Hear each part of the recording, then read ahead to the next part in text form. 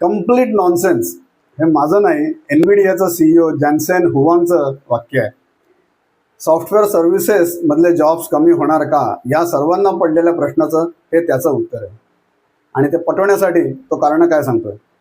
IT industry software as a सर्व्हिसपासून या मॉडेलपासून एजंट ॲज अ सर्व्हिस मॉडेलकडे जात आहे, ज्यामुळे डेव्हलपरची प्रॉडक्टिव्हिटी प्रचंड वाढणार आहे.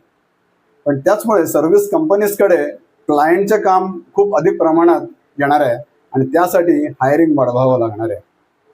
AIला ओव्हरसाईट करण्यासाठी, रुटीन टास्क ऑटोमेशन करण्यासाठी, शिवाय टूल्स सेटअप आणि ऑप्टिमायझेशनसाठी ह्युमन इन द लूप आणावं लागणार आहे. यामुळे खूप मोठ्या प्रमाणावर टेक्निकल मॅनपॉवर लागणार आहे. हुआंगची एनव्हिडिया कंपनी यांचा बिझनेस AIवर अवलंबून आहे.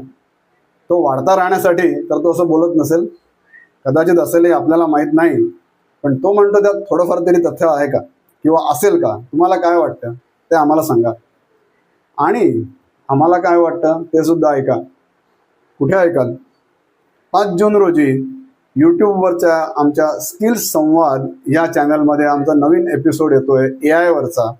त्यात आम्ही या विषयावर तर चर्चा केलीच आहे, शिवाय सॉफ्टवेअर इंजिनिअरिंग प्रोसेसेसमध्ये काय काय बदल घडतील यावरही आम्ही डिस्कशन केलेलं आहे.